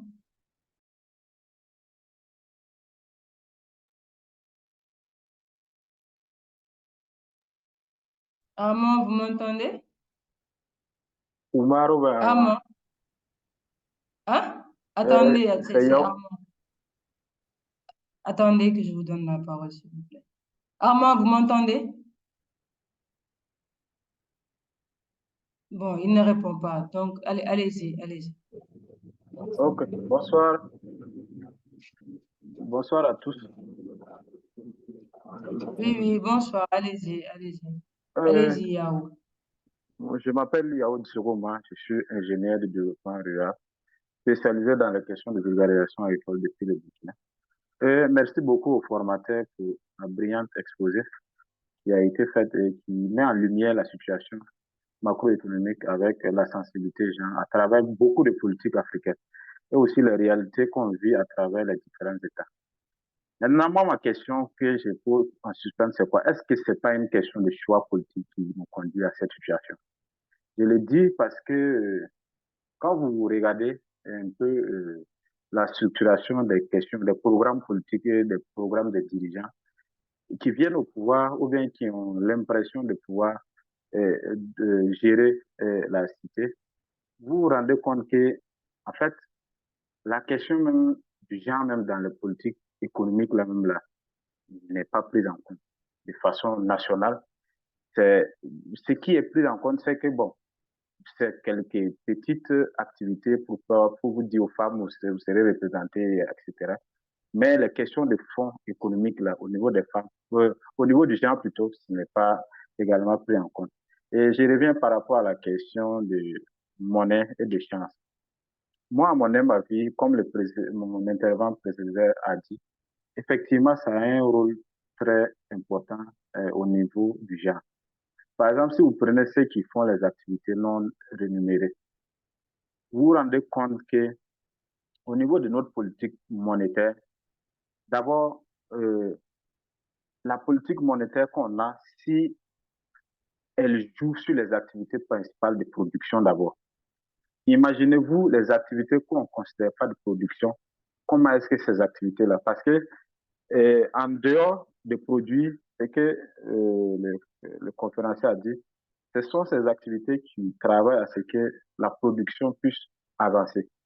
Mais maintenant, la politique monétaire qu'on a qui est fixe et qui ne permet pas à ce qu'on puisse avoir une monnaie qui répond à nos réalités et qui évolue en fonction de notre économie, va poser un problème au niveau de ces soins non rémunérés. Parce que déjà, même le fait qu'on ne les reconnaît pas, ça va pas constituer un enjeu majeur là-bas au niveau pour pouvoir les payer. Mais maintenant, si on les reconnaissait comme des activités, moi, je pense que la politique monétaire même allait encore bloquer pour que ça puisse évoluer. Et si la politique monétaire évolue et qu'on a un choix, on a une orientation politique qui est bien claire, qui prend en compte. Bon, il y a des gens qui pensent que l'État ne peut pas comptabiliser. Mais moi, je dis que si l'État arrive à aller au fin fond pour pouvoir récolter les impôts des populations, l'État aussi peut se donner les moyens pour pouvoir identifier ces activités et les prendre en compte dans la politique macroéconomique. Ça, c'est un choix politique, c'est une décision, c'est un engagement. Voilà, donc, et quand vous regardez au niveau de ces institutions internationales, généralement, c'est elles qui dictent de la manière dont on doit traiter la question, et ce n'est pas de façon autonome ou bien responsable au niveau des États. ça va poser un véritable problème sur l'intervention même des différents ONG et des différents projets dans les questions des politiques et économiques sensibles aux gens. Donc, de là-bas, si vous partez prendre un crédit, vous voulez venir améliorer les conditions de vie des citoyens, et que la personne qui vous a donné le crédit vous dit de faire ça, ce serait toujours compliqué. Et à la fin, les gens dilapident les crédits et ils ne payent pas. Et encore, c'est ceux qui font les activités de soins non rémunérés qui sont beaucoup plus prisés. Parce que ce qui était payé ne sera pas payé. Et même ce qui était payé avant, ils vont commencer à baisser même la valeur de ça. Et vous allez vous retrouver qu'il y a des activités même qui seraient renouvelées ou rémunérées, où vous allez voir la rémunération même va diminuer. Donc, c'est un peu mon point de vue. Je me pose la question, est-ce que ce n'est pas des questions de choix politique? Merci. Jamais D'accord, fini. merci. Merci. David, on prend une question ou tu vas répondre? Pas une question. D'accord. Gaëtan? Ok, bonsoir et salut à tout le monde. Et je remercie le docteur Bi pour la qualité de sa présentation. Et moi, j'ai deux préoccupations. Déjà, dans le module précédent, je pense que le, le docteur avait partagé avec nous des questions sur la stratégie de réduction de la pauvreté. Et en même temps, j'ai vu aussi des notions de stratégie de croissance pour la réduction de la pauvreté. Je voudrais, s'il est possible, qu'on nous donne un peu un aperçu sur le passage des documents de stratégie de réduction de la pauvreté vers les stratégies de croissance pour la réduction de la pauvreté. Cette nuance pourrait, ou cette évolution, ce passage des politiques de réduction de la pauvreté vers les politiques de croissance pour la réduction de la pauvreté pourrait nous servir et nous éclairer davantage. Ma deuxième préoccupation est par rapport aux politiques de taux de change. Là, déjà, avec les programmes qui ont été mis en place au lendemain, qu'on appelle des indépendances et autres, avec le programme d'ajustement structurel qui devrait s'accompagner d'un certain nombre d'investissements et d'industrialisation dans nos pays, la dévaluation et autres, et qui devrait s'accompagner d'industrialisation pour permettre à nos économies de produire ayant échoué et que nous nous retrouvons aujourd'hui dans une zone où la monnaie que nous utilisons est arrimée à l'euro, une monnaie trop forte apparemment, puisque les critiques disent ça. L'euro, une devise auquel notre monnaie est en parité fixe, semble être trop forte pour permettre à nos économies de mettre en place des politiques monétaires adaptées à notre zone. Est-ce que cela ne constitue pas une source d'exacerbation et qu'on appelle par rapport aux disparités qu'on observe déjà en matière de genre? Est-ce que cela ne constitue pas des éléments qui accélèrent cette inégalité dont on fait cas ici dans notre formation? Et je voudrais avoir l'avis du formateur sur ces aspects où nous sommes dans un système aujourd'hui où nos économies fonctionnent avec une monnaie qui est arrimée avec une monnaie trop forte. C'est pas moi, je le dis, les critiques vont dans ce sens, que des pays qui sont assez développés. On a constaté, quand la crise de la COVID est arrivée, où les pays développés, les pays du Nord, ont pu mettre en place beaucoup de politiques monétaires pour accompagner les ménages, tenir compte des disparités, qu'on a des besoins spécifiques des hommes et des femmes dans leur politique monétaire, mais cela n'a pas été le cas en Afrique, principalement dans la zone franc, où toutes nos économies sont arrimées à cette monnaie. Et donc, des politiques ont été prises là-bas et indirectement, nous sommes impactés par rapport à cette monnaie. Donc, je voudrais avoir l'avis du formateur sur ces aspects. Merci beaucoup. D'accord, merci Gaëtan. David? Ok, merci beaucoup à tous. Voilà, il faut effectivement, je vais commencer par la dernière question. La parité de la monnaie, ça a été un choix qui a des avantages et des inconvénients. Parce que quand vous prenez, par exemple, les pays qui sont alignés à cette monnaie, l'euro, notamment la zone CFA, on fait l'analyse, on se rend compte que c'est pratiquement des pays pauvres, je veux dire quoi, qui ne sont pas développés et qui n'ont pas dans les pays où il n'y a pas d'infrastructure, il n'y a pas d'industrialisation. Donc, nous continuons toujours d'importer et d'importer. Donc, c'est la matière première que nous vendons. Et facilement, nous tombons dans le piège. Pourquoi? Parce que lorsque tout est facile, comme ça, nous n'arrivons pas à mettre en place une politique d'industrialisation, une politique qui nous permette de pouvoir développer et de pouvoir faire des exportations comme ça se passe dans certains pays. On a pris l'exemple, par exemple, de la Chine, de l'Inde, du Japon, où dans les années, il y a 30 ans de cela, ces pays-là n'étaient pas plus avancés, par exemple, que la Côte d'Ivoire. Mais on se rend compte que ces pays sont en avance parce que ces pays ont pris leur destin en main. Mais tout passe par la formation pour avoir la maîtrise de la technologie et également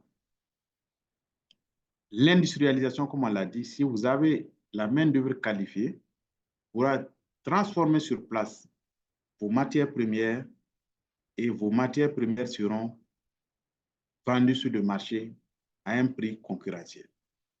Par contre, si nos pays restent toujours dans ce piège, il va de soi que ça va être un peu difficile. Vous voyez qu'à un certain moment, la CEDEAO, en temps, avait décidé de créer une monnaie qu'on appelle l'ECO. Mais ça n'a pas porté fruit parce que on se rend compte quand vous prenez la CEDEAO, il y a deux grands pays tels que le Nigeria et le Ghana qui veulent forcément peut-être que la monnaie qu'on doit créer là remplisse un certain nombre de conditions qui puissent permettre aux différents pays de pouvoir, en tout cas, être dans ce mouvement. Mais vous voyez ce que ça devient. L'ECO n'a pas, pour le moment, n'a pas pu être mis en place parce que pour pouvoir créer une monnaie, comme on l'a si bien dit, il y a un certain nombre de conditions qu'il faut remplir. Les pays n'ont pas le même niveau de développement. Lorsque c'est une monnaie commune qu'on doit créer pour, par exemple, une région, zone CEDEAO ou une zone UEMOA, il va falloir tenir compte du fonctionnement de chaque pays, tel que la maîtrise du taux d'inflation, également comment le PIB évolue, ainsi de suite, pour pouvoir voir la tendance des différents agrégats macroéconomiques pour mettre en place cette monnaie.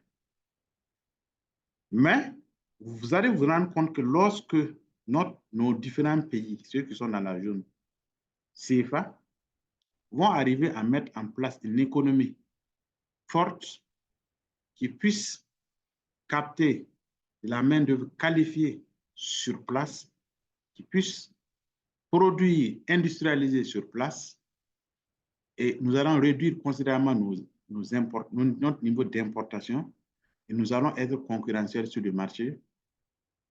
Nous allons, au fur et à mesure, contester le franc CFA.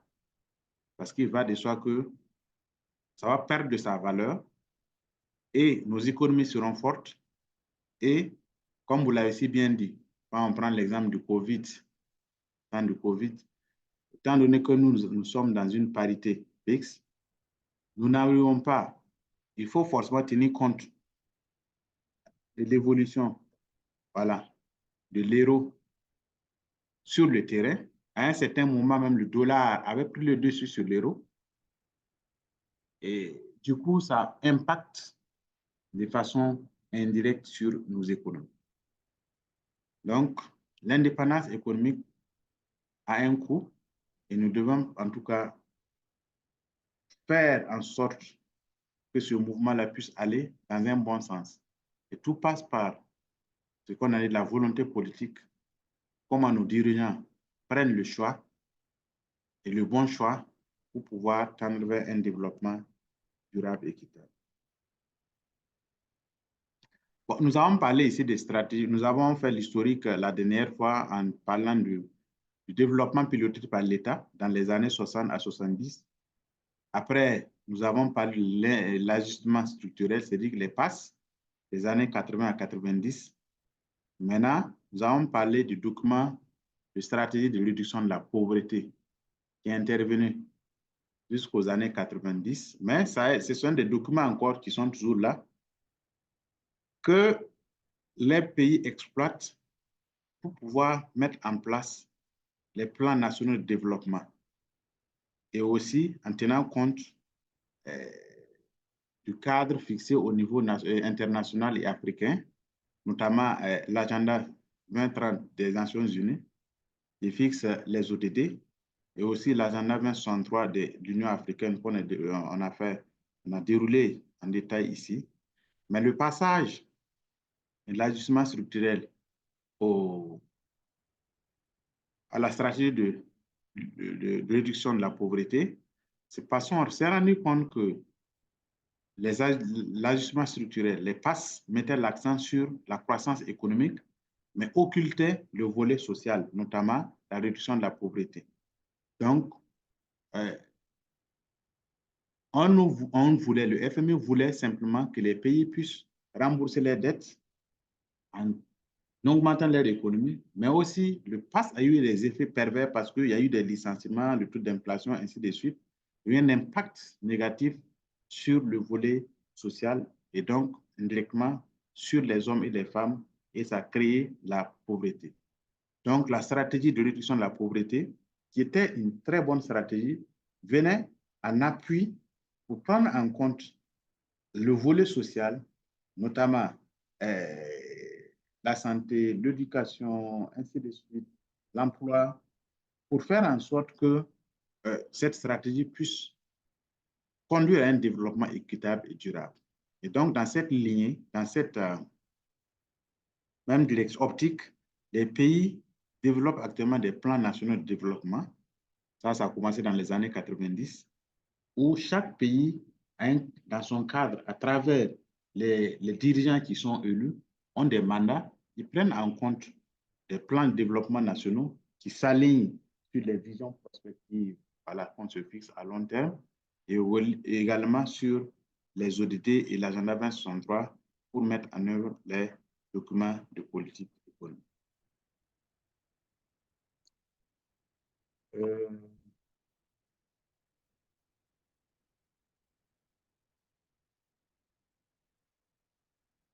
Voilà, quelqu'un a parlé des mesures, dans quelle mesure susciter, voilà, prendre en compte le secteur informel. Oui. Alors, donc, vous voyez, quand on prend l'économie de nos différents pays, on se rend compte que les pays en développement ou les pays pauvres, l'économie est dominée par l'informel. Et le secteur informel,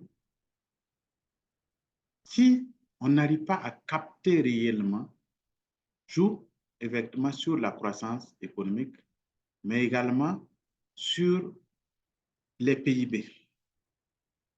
Et donc, on retrouve véritablement les femmes dans ce secteur informel. Et lorsque nos politiques monétaires ne sont pas bien développées, bien structurées, ça joue directement sur les activités des femmes qui, en général, sont dans le secteur informel. l'inflation, ainsi de suite. Tout ça, ça a un impact sur les activités des femmes. Et comment faire en sorte, il faut une économie qui puisse accompagner, parce que, vous savez, nos économistes développent, nos économistes découvrent, mais la mise en œuvre souvent revient à nous-mêmes les acteurs économiques. Mais généralement, quand on prend les entrepreneurs, les entreprises dans l'informel, on peur même de d'évoluer dans le formel parce qu'ils ont peur de payer les impôts. Alors que non, lorsque l'entreprise est formelle, il y a des avantages. Vous pouvez compétir sur le marché, la commande publique, votre entreprise est bien identifiée et vous pouvez en même temps avoir des crédits à la banque, investir dans votre entreprise, augmenter votre capital et employer des gens. Mais lorsque vous êtes toujours dans l'informel, non seulement vous ne pouvez pas avoir des crédits de l'État dans les banques, vous ne pouvez pas compétir sur le marché, la commande publique, et il y a beaucoup d'inconvénients et ça joue sur votre économie et du coup sur l'économie même du pays. Et donc, il faut accompagner ces entreprises, formaliser les entreprises à travers les sensibilisations et à travers vraiment des messages clés pour montrer comment ces économies, en tenant l'entreprise en devenant formelle, a des avantages comparatifs. Alors, l'aide publique au développement, effectivement, vous savez qu'il y a des ONG qui interviennent dans nos différents pays. Mais ces ONG utilisent également l'aide publique que les pays développés donnent. Et ces pays développés souvent ont des conditionnalités qui disent que, par exemple, le projet ou l'aide que je donne sera développé par certaines ONG. Et le paradoxe, c'est que souvent, il y a des pays développés qui mettent en place certaines structures ici, voilà, je ne vais pas les nommer, qui pilotent l'aide qu'ils donnent au pays. Et du coup, avec des conditionnalités, et ces conditionnalités n'aident pas forcément le pays. Voilà pourquoi nous disons que lorsqu'un pays est souverain, le pays fixe les conditions de mise en œuvre des aides qu'on nous donne pour pouvoir atteindre les résultats souhaités en prenant en compte les intérêts des populations. Donc oui, il y a des ONG qui bénéficient de l'aide au développement pour mettre en œuvre les activités dans les différents pays. Donc voici un peu ce que je voulais dire par rapport aux différentes questions qui ont été posées. Merci. D'accord. Merci, David. Amin Ndiaye.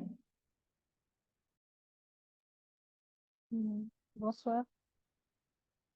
Oui, Vous bonsoir. m'entendez? Allez-y. Oui, Euh, allez-y. Merci Zainab, merci Monsieur David. Effectivement, c'est juste pour confirmer les propos de Monsieur David, sachant que les objectifs fondamentaux de la macroéconomique sont de maximiser le niveau de vie et d'atteindre une croissance économique stable, et que ces objectifs sont soutenus par des objectifs tels que la réduction du chômage, l'augmentation de la productivité, le contrôle de l'inflation. Et c'est vraiment dommage de constater que vraiment il y a un manque de volonté auprès des États ou bien des autorités de certains pays africains. Les aides au développement ne sont pas aussi favorables pour vraiment inciter ces pays-là à se développer parce que on constate que ça favorise la pauvreté et la paresse. Il faut vraiment construire des industries pour augmenter la productivité et diminuer l'importation. Et ayant travaillé dans des ONG, effectivement, nous avons constaté que les objectifs globaux des projets sont fixés par les bailleurs. Et dans certains pays occidentaux, effectivement, ce sont les citoyens qui contribuent à hauteur des taxes pour vraiment ce fonds qu'on attribue à certains pays africains pour appuyer les projets de développement. Et du coup, sur le terrain, des fois, il y a des projets même qui ne sont vraiment pas pertinents et qui n'aident à rien les communautés. Mais puisque c'est des aides, il faut les gens ils vont dire, voilà, de toute façon, on n'a rien à perdre, on va accepter. Et ça n'aide pas vraiment, pas du tout. Et il faut vraiment un engagement des autorités des pays qui sont en voie de développement ou bien sous-développés pour vraiment aider le pays à se développer et à être indépendant surtout, produire, construire des industries et diminuer un peu ou bien limiter un peu l'exportation de la matière première avant même de l'exporter, construire des industries pour transformer plutôt la matière première avant même de l'exporter. Sinon, on exporte la matière première et puis on va acheter encore plus cher. Il faut que ça nous serve de matière première pour fabriquer quelque chose ou bien construire quelque chose ici dans les pays africains. C'est vraiment dommage, malheureux. Mais bon, c'est comme ça. Peut-être la nouvelle génération sera consciente et puis vont se lancer dans des projets plus structurants, des engagements plus patriotiques que nos aînés, en fait. C'était ma contribution et merci pour le cours, c'est très intéressant et merci pour ces échanges. Merci beaucoup. D'accord, merci, Ami. Zoumana Traoré.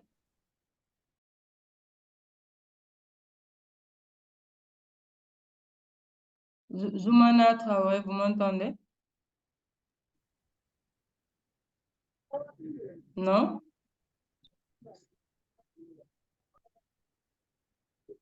J'ai dit Zoumana Traoré. Il ne m'entend pas? Bon, Yacouba, allez-y alors. C'est lui qui parle. Bonsoir à toutes et à tous. Moi, c'est Sandro Yacouba de Burkina Faso. J'espère que vous m'entendez. Allô? Oui, très bien. On vous entend très bien. D'accord. Ok, donc moi, je voudrais savoir, est-ce que notre BCAO a les moyens nécessaires de mener des politiques monétaires qui conviennent à nos pays? C'est vraiment ma première préoccupation. Je pense que je vais m'en arrêter là et les autres viendront plus tard. Merci beaucoup. D'accord, merci. Monsieur Ouattara? Ok. Monsieur Ouattara? Il a écrit Monsieur Ouattara, je ne connais pas son prénom. Non? Yao Dissogo? Yao? C'était une erreur, j'avais levé la main. Comme avant, j'avais Ah, levé. d'accord. J'avais oublié de baisser. Ok. David Kwadjo? David Kwadjo? Ok, les gens lèvent la main, on leur donne la parole, ils nous parlent. Jim Ibinga?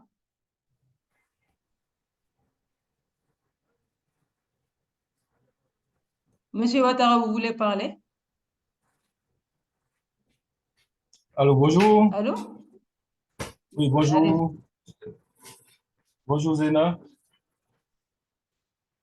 Oui, bonjour. Mon prédécesseur a posé mon problème, c'était par rapport à l'effectivité de l'écho, mais je pense que le professeur en a déjà parlé, largement. Je vous remercie. D'accord, merci. Aliou Sidibé? Aliou Sidibé? Vous m'entendez? Oui, je vous entends. Oui, allez-y, Aliou Sidibé. Ok, moi, je voudrais poser une question par rapport à la BCEAO. Est-ce réellement la politique de la BCEAO est-elle indépendante? Parce que moi, je vois également une ingérence de leur part. C'est les puissances étrangères jouent également sur leur politique de la mise en œuvre. Faut-il revoir leur politique? Comment? Parce que nous, notre pays est dans une situation, nous pouvons dire, dans une situation de crise économique. Donc, également, pour les austérités budgétaires, il faut impérativement un accompagnement de ces banques centrales. Mais serait-il possible de, ça dit quoi? De séparer leur autonomie à la politique internationale ou bien à la politique de la CEDEAO, ou bien faut-il revoir leur politique? Moi, je parle dans le cadre de la politique de leur gestion, quoi. Je trouve un peu influencé. Ça, c'était mon souci. OK, merci beaucoup. D'accord, merci. Yaya Traoré.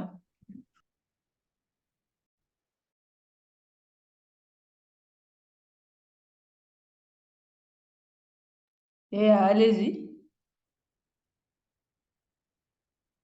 Il faut ouvrir le micro là. Le micro est fermé. Yaya, il faut ouvrir le micro. Oui, Allô? oui, c'est fait maintenant, je pense. Allô? Oui, c'est bon, Allô? Yaya. Allez-y. Oui, c'est bon, allez-y. C'est un autre qui... Ok. Il y a qui a- Ok. Merci beaucoup, Zénabou. du Oh, coup, David mon nom- Deschamps, vous Dr. attendez un peu, hein? Kouadio, vous attendez, Merci. d'accord? C'est Yaya Traoré qui parle, après vous. Merci beaucoup, Dr. Beyi, pour vraiment les différentes brillantes présentations depuis le début de cette session de renforcement des capacités. Alors, je suis très content quand même de tous les échanges que les uns et les autres ont eu au cours des différentes sessions. Alors, en ce qui concerne la problématique surtout liée aux monnaies, moi, je pense que surtout nous, les pays de la zone franc CFA, il y a beaucoup de défis, il y a beaucoup de problématiques, et puis d'un expert à l'autre, il y a toujours vraiment des divergences énormes par rapport à l'intérêt que nos pays tirent, surtout de cette fameuse monnaie que nous sommes en train d'utiliser depuis belle lurette. Alors, maintenant, lié aux questions de genre, moi, je pense qu'aujourd'hui, du fait que la majorité de nos économies sont beaucoup plus informelles et surtout, elle est étant tenue par la gente féminine, hein, donc qui est quand même un non moins important quand on parle de genre. Je pense qu'il est aujourd'hui déterminant que nos politiques monétaires soient excessivement, sinon excellemment favorables, hein, aux questions d'intégration, en tenant compte surtout de la situation de la femme, hein, dans tous nos pays, de nos villages jusqu'à nos grandes villes. Moi, je pense que la BCAO, dans son entièreté aujourd'hui, quand même, doit carrément être une structure, sinon une institution qui doit favoriser cela. C'est-à-dire qu'il met en place quand même une politique spéciale, hein, favorable aux genre, favorable surtout à l'inclusion de l'économie informelle. C'est vrai que toujours est-il que l'objet est de tirer les économies informelles vers le formel. Mais compte tenu de nos réalités culturelles, compte tenu de la réalité politique même en ce qui concerne les questions économiques de nos pays, moi je pense qu'il est important quand même que nous tenions compte de ces situations-là, parce qu'on ne peut pas forcément toujours être à vouloir faire comme l'Occident a fait. C'est-à-dire que notre développement passe par les chemins tracés par l'Occident. Moi, je n'y crois absolument pas. Il est temps quand même que nous adaptions les choses, que nous soyons quand même, que nous ayons une gouvernance éclairée, hein, qui tient compte de tous les paramètres possibles, hein, de nos et puis un partage de réflexion que je voudrais faire au cours de cette session. Merci beaucoup. D'accord, merci Yaya. David Kouadio. Bonjour Zéna. Oui, allô? J'ai dit David d'abord, David Somana après. David, allez-y. Oui, je suis à l'écoute. Zéna, bonsoir. Oui, vous Vous pouvez m'entendez? parler, oui.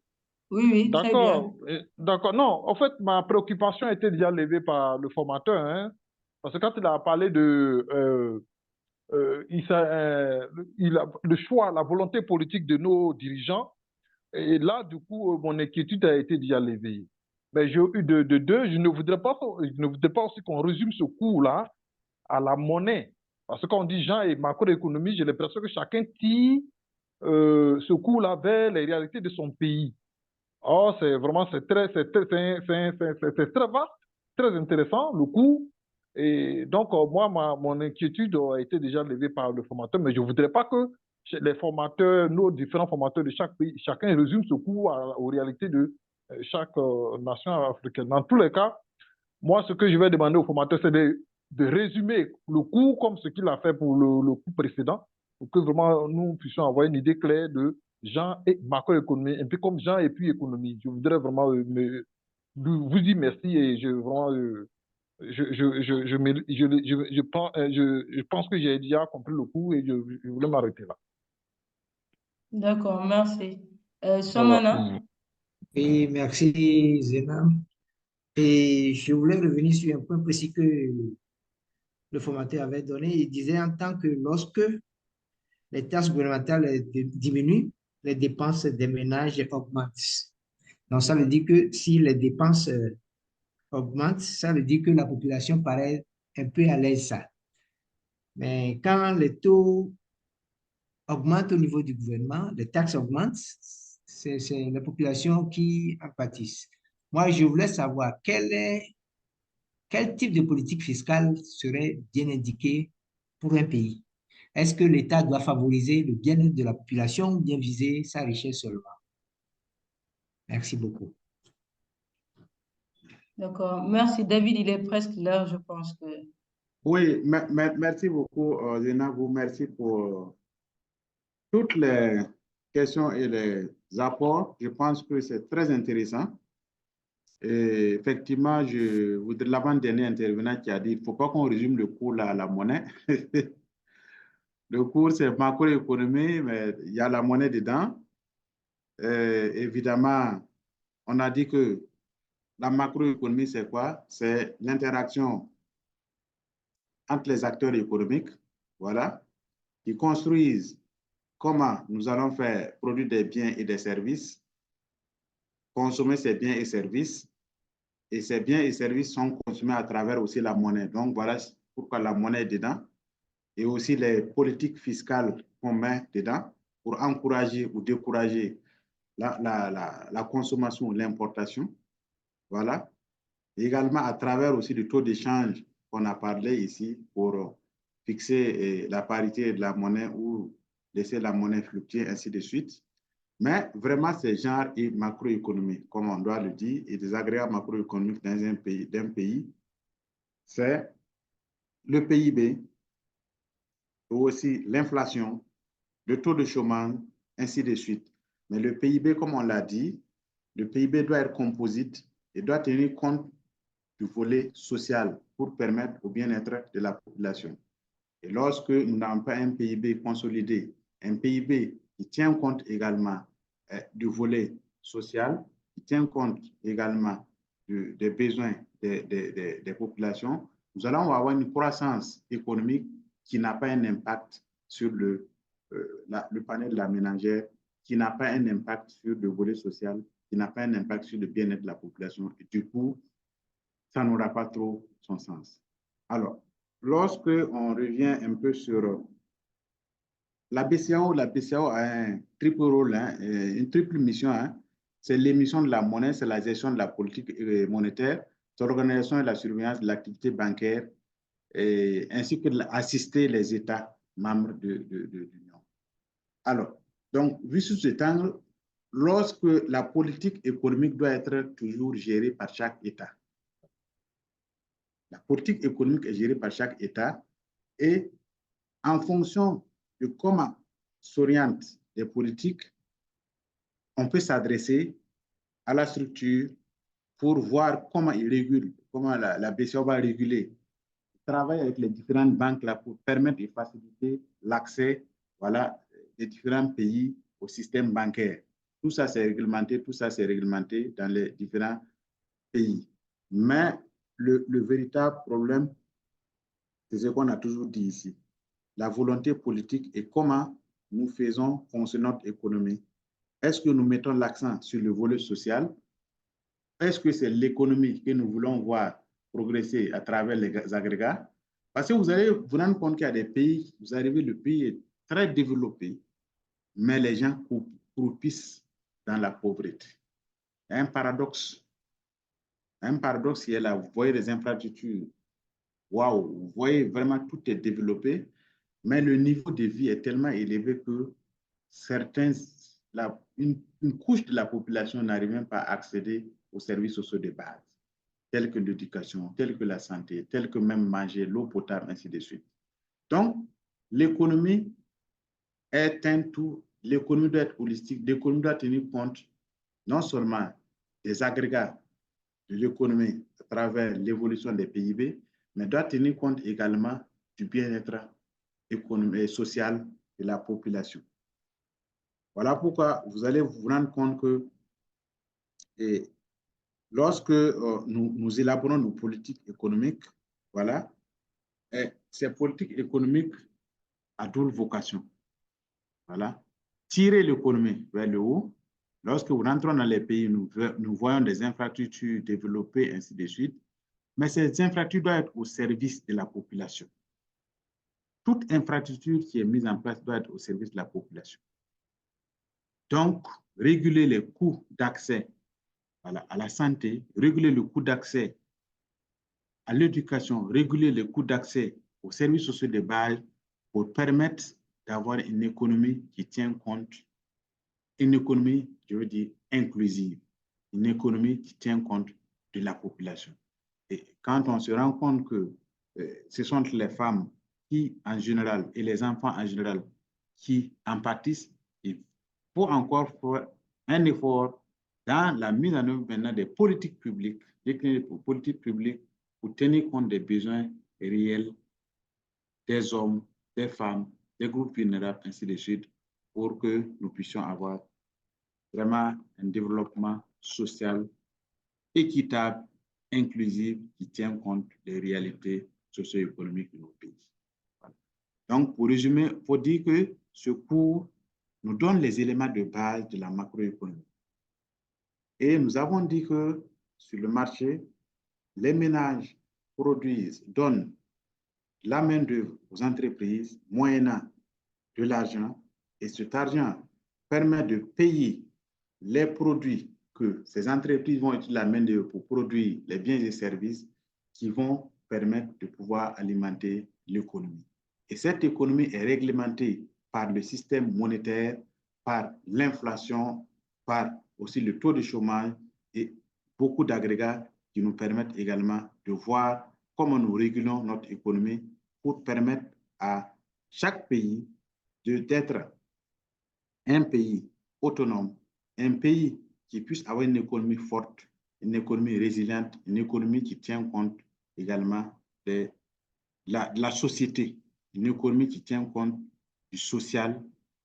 Il est vraiment qu'il faut insister du volet social, parce qu'une économie qui progresse économiquement et qui ne tient pas compte de la réalité, des conditions de vie des ménages, des conditions de vie des populations, c'est une économie qui donne de la fiction, mais qui une économie qui n'aura pas un impact réel sur nos pays. Et ça peut créer des frustrations au sein des États, parce que lorsque vous prenez une population dans son ensemble où un groupe est laissé pour compte, qui n'arrive pas à accéder aux services de base, ça peut créer d'autres tensions, ça peut créer la division et ça peut créer en tout cas ce qu'on appelle dans les différents pays de la rébellion, et ça va avoir un impact encore sur la vie de la société.